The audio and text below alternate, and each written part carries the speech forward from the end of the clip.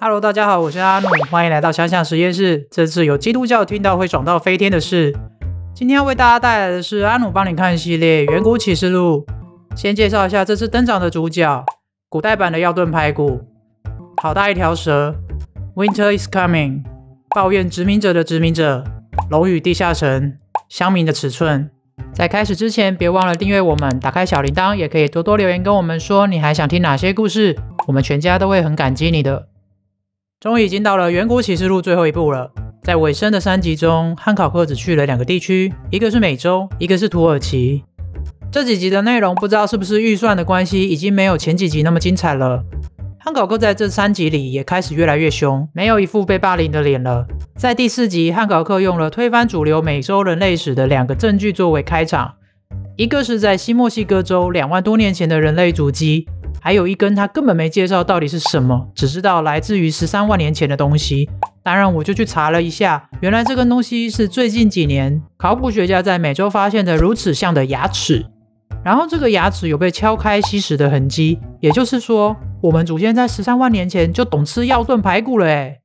那就不说废话了，一起进入第一站，北美洲的波福地角。在这里有6个超大土墩环绕着一个很像是罗马竞技场的建筑物，看起来非常壮观，但是考古学家很随便的帮这些土墩取了名字 A B C D E F， 就有点像是我生了6个小孩，然后帮他们取名字叫小1 2 3 4 5 6的概念。我也不知道这些学者的创意去哪了，念这么多书怎么不帮大家取几个炫炮的名字，好歹也用个北美原住民神话人物的名字吧，贝尔斯土墩啊，切洛基土墩啊，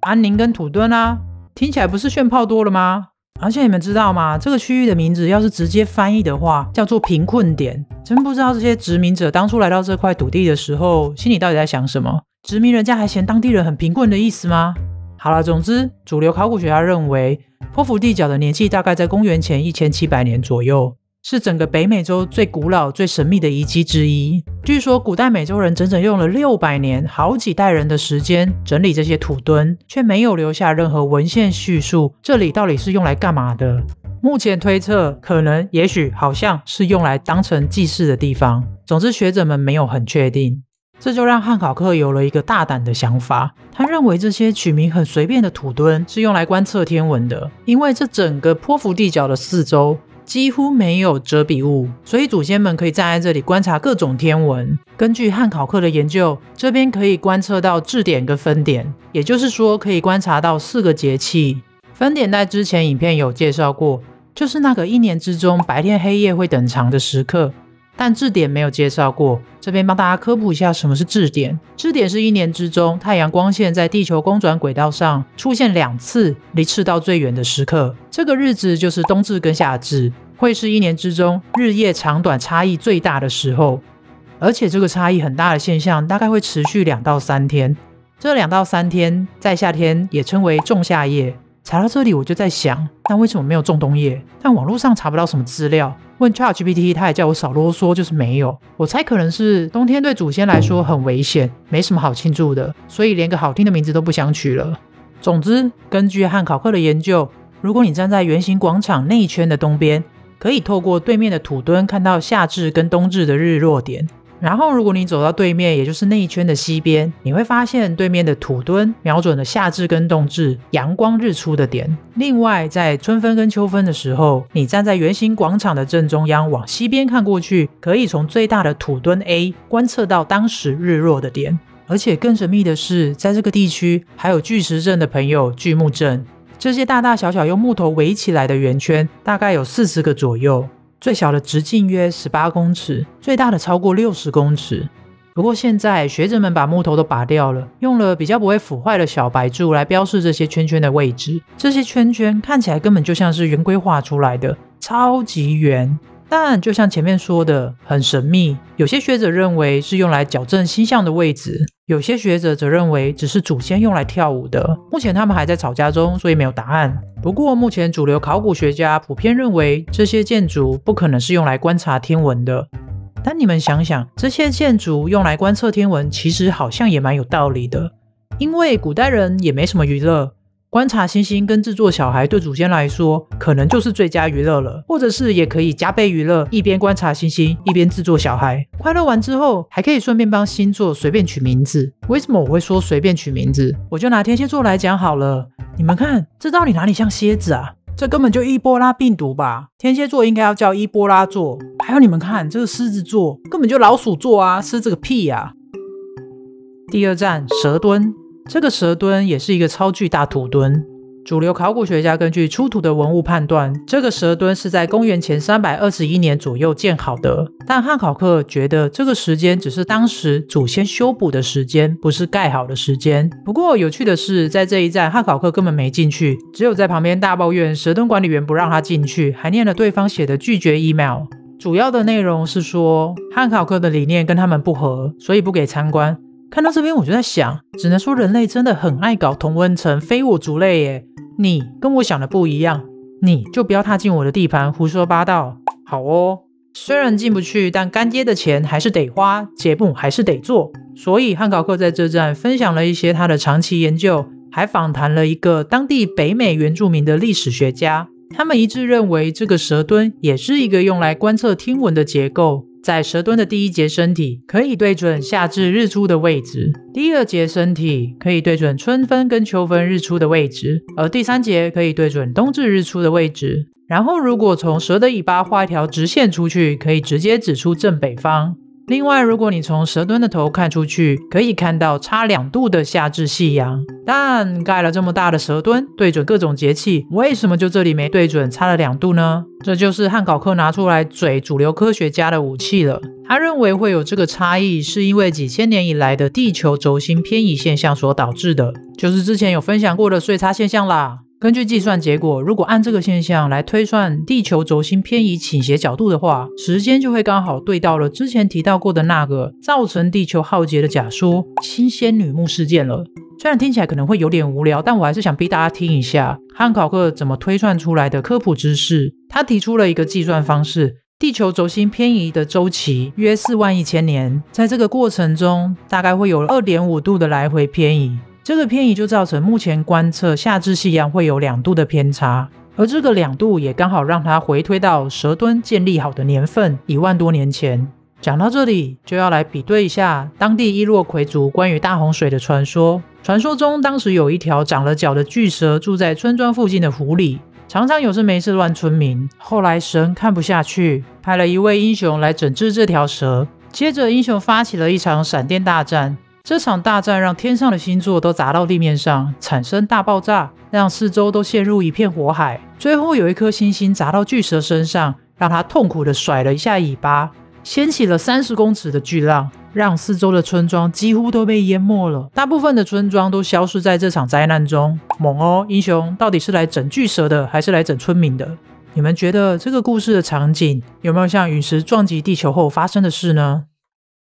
接下来汉考克来到土耳其的卡帕多奇亚。在开始之前，先介绍一下土耳其。这里从很久以前就开始出现各种文明，例如大家可能都有在历史课本上看过的匈奴、突厥，还有之前影片有提到的那个画地图的皮瑞雷斯，也是来自这个地区的鄂图曼帝国。悠久的历史让土耳其地区拥有10来个世界文化遗产，最有名的大概就是这边有非常多的地下城。如果连只有2层的地下城都算进去的话，这里地下城的数量会有200多座左右。汉考克在这里去了其中2座，算是相当具有标志性的地下城。那就不说废话了，马上进入今天的第3站，德林库尤地下城。这个地下城最早是在当地居民家中的墙里发现的，当时他们正在装修，敲掉一面墙之后，发现了里面神秘的房间跟可以通往整个地下城的隧道。找来专家挖掘后，发现这里整个面积有4平方公里，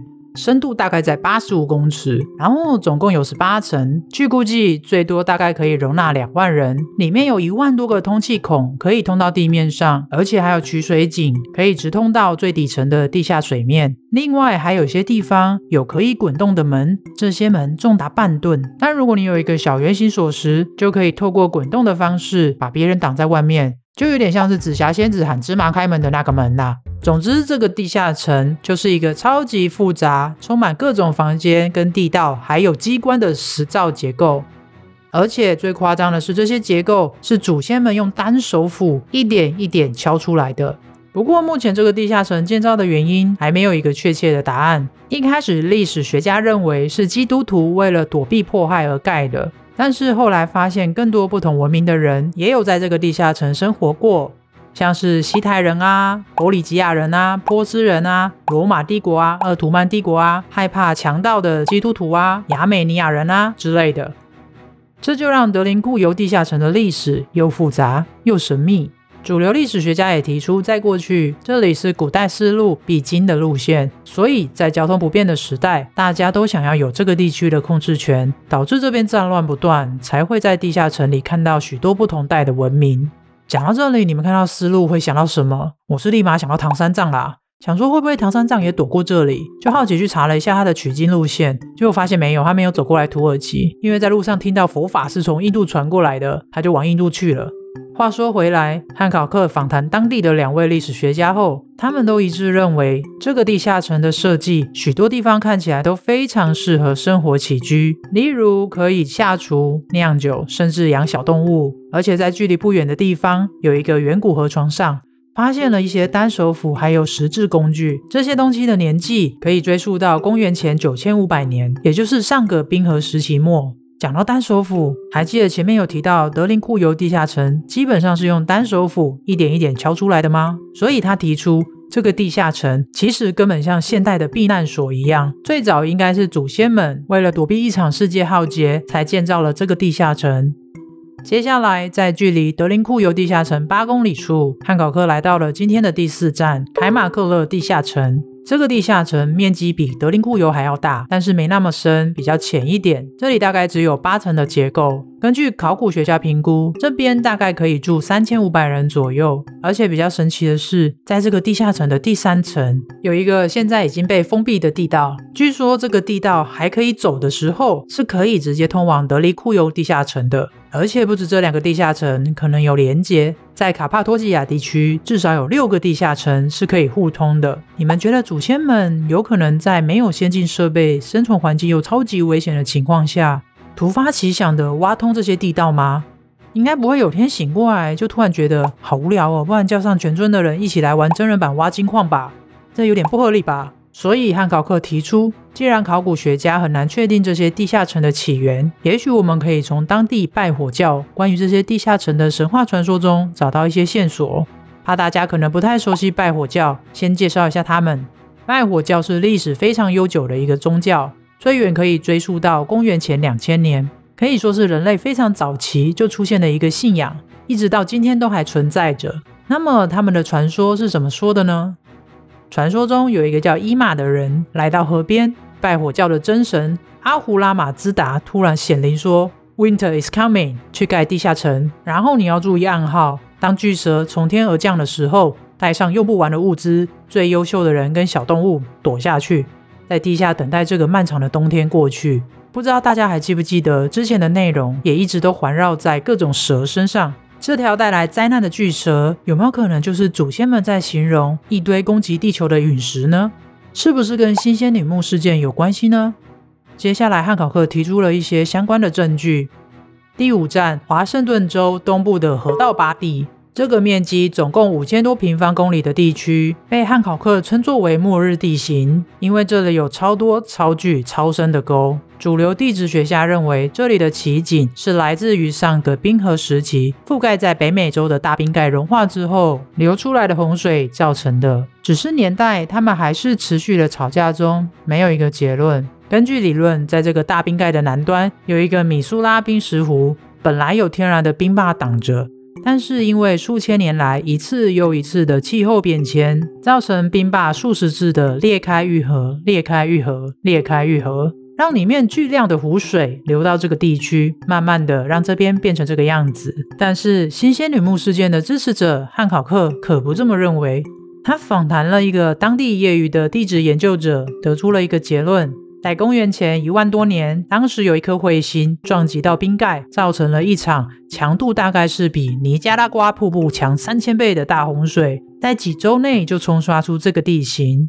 别问我他怎么算出3000倍的，他没讲，所以我也不知道。不过他倒是有解释，在那边附近有一个卡马斯草原的地形，就是大洪水退去的痕迹。他提出，有去过沙滩看过退潮的人应该都懂，退潮时沙滩上会出现一条一条的波痕，而这个草原上的波痕大概是沙滩波痕尺寸的几百倍以上。不过他在访谈这个业余地质研究者的时候，看着这个人一直让我很出戏，觉得他好眼熟。后来去查了一下，原来是像阿笠博士啊。总之，这个阿笠博士毕竟是业余的，被骂了这么多年的汉考克，怎么可能这样就直接给出结论？所以他来到第6站美墨边界的穆雷泉，在这边他访问了一个学者，这个学者叫艾伦·威斯特，他来头不小，据说他隶属的研究团队在2007年发了一篇论文，撼动了整个考古界。这篇论文就是那个汉考克整个纪录片的重点，造成世界浩劫的新仙女木事件。